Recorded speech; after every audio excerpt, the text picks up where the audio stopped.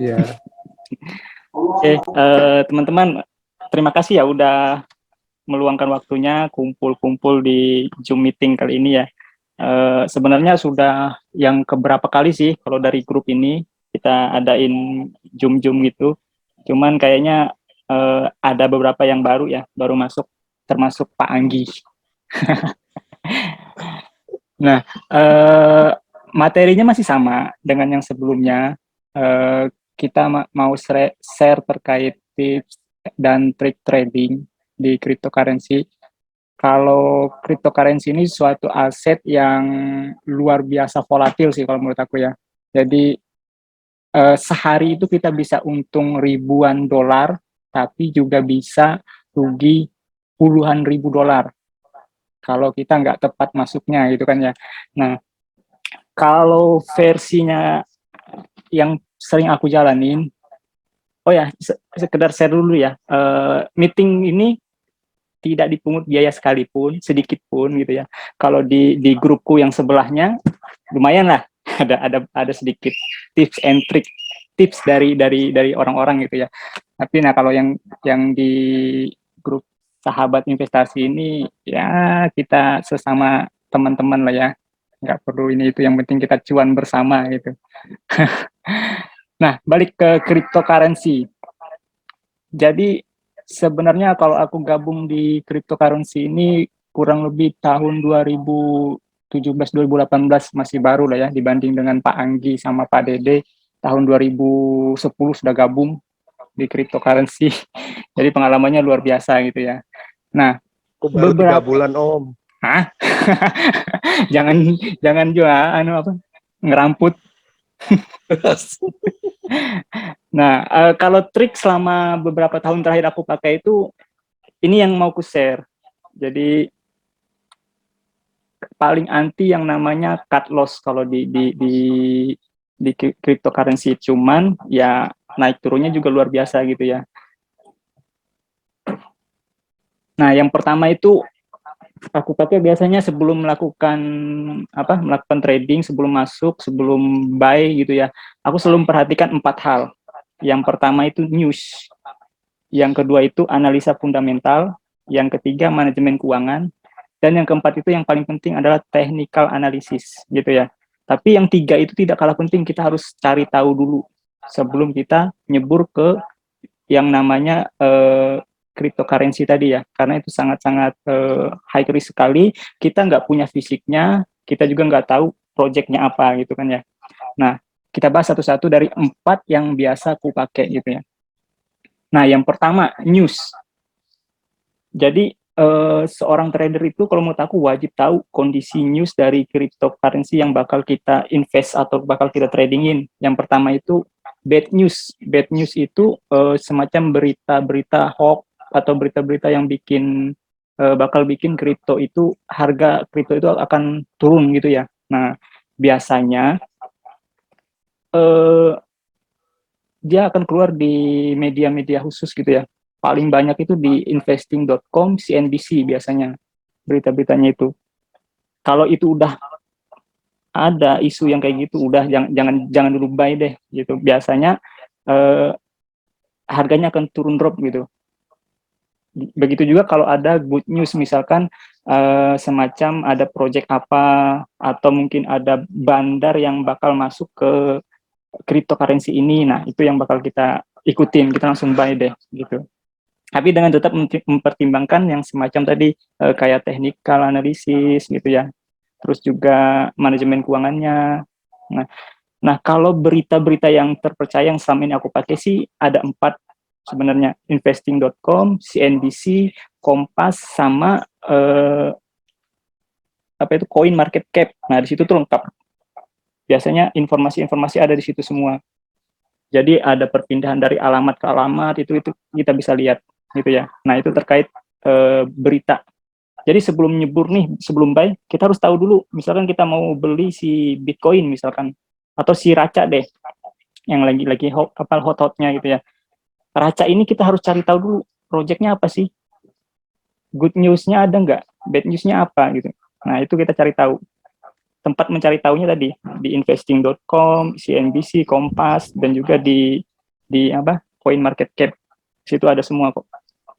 Nah, terus setelah kita dapat itu, misalkan kita udah dapat nih good news si Raca ini, baru kita ke next step, fundamental. Nah, kita melihat fundamental ini biasanya aku lihatnya di Coin Market Cap juga. Jadi fundamental ini lebih kepada si koin itu. Koin itu punya project apa sih? Apa sih harga dari manfaat dari si koin itu gitu ya. Misalkan si AVAX gitu ya. Nah, AVAX ini kan dia punya project semacam kayak Ethereum kan gitu ya. Jadi tapi dia lebih kepada game nantinya. Dia akan mencakup beberapa koin di dalamnya, dia akan jadi induknya. Nah, itu projectnya ke depannya. Projectnya sedang berjalan sampai dengan tahun 2022. Oleh karena itu, sekarang si AVAX lagi rally-rally-nya tuh gitu.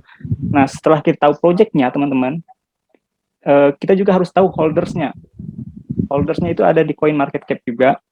Nanti aku share deh holdersnya yang seperti apa gitu ya. Nah, holdersnya itu setiap harinya nambah apa enggak sih gitu ya. Nah, holders ini beda dengan market cap ya.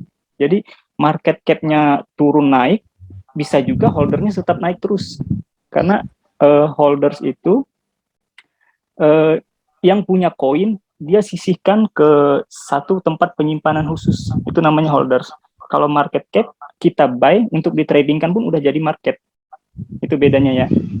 Nah, terus keempatnya kita harus tahu ranking dari cryptocurrency kita itu yang bakal kita buy tadi ya. Nah, ranking itu juga bisa kita ketahui dari dari coin market cap juga. Nah, yang terakhir volatilitas yang harus kita jadikan pertimbangan juga. Volatilitas ini kita bisa lihat dari candle yang biasa kita lihat di grafik ya. Nah, candle-nya itu kalau kita lihat cuman lurus-lurus saja, nggak usah beli di situ. Karena uang kita bakal nahan di situ aja.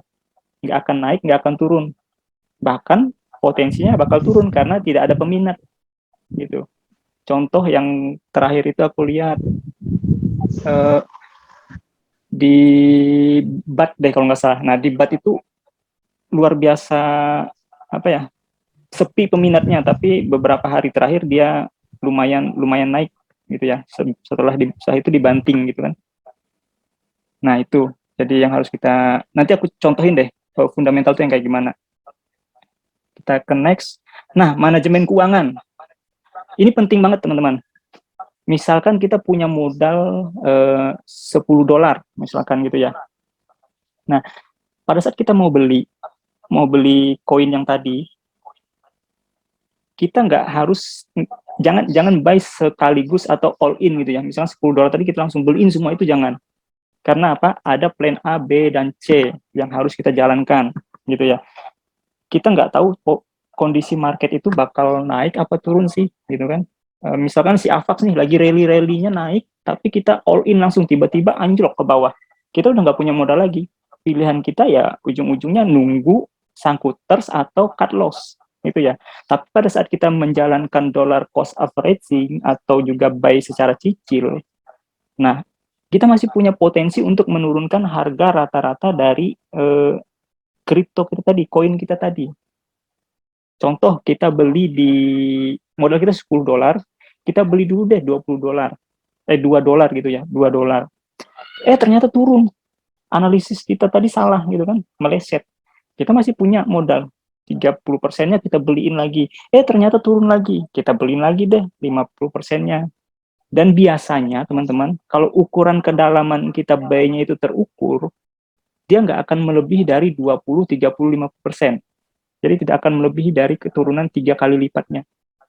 Biasanya kayak gitu. Aku udah tes. Makanya aku selalu bikin modal kita itu 20, 30, 50. Kenapa? Karena dengan pertama kita beli 20% dan selanjutnya kita beli 30%, potensi harga average-nya akan lebih kecil lagi. Apalagi kita beli lagi 50%-nya, akan lebih mengecil lagi. Dan jarak harga yang saat ini dengan harga kita nggak terlalu jauh. Pada saat si koin itu rally kembali ke atas, ya kita dengan cepatnya bisa profit gitu. Gitu ya. Nah, kalau dollar cost averaging itu metode yang dipakai orang investor. Jadi investor jangka panjang, misalkan dia mau investasi 10 tahunan. Nah, dia tuh punya punya uang banyak banget padahal gitu kan. Tapi dia nggak mau beliin semua langsung. Dia beli dulu misalkan 10 juta. Nah, bulan depan dia beli lagi 10 juta. Bulan depannya 10 juta lagi dengan harga yang nggak dipikirin sama dia. Bodoh amat mau harga berapa dia beli-beli terus. Nanti dia akan terbentuk harga sendiri. Itu dollar cost averaging gitu ya teman-teman. Jadi sangat membantu untuk si investor. Tapi kalau kita yang trading, yang trader-trader yang biasa-biasa hari ini buy berharap 1 jam ke depan untung, ya buy secara cicil aja, gitu ya. Nah, yang kedua targeting. Yang ketiga targeting. Targeting di harga berapa sih kita bakal take profit, gitu kan? Nah, target price ini bisa kita atur dengan melihat histori sebelumnya. Jadi ada omongan orang-orang terdahulu, apa orang-orang yang sudah expert banget di cryptocurrency sih, katanya tren itu tidak akan mengkhianati harga yang akan datang.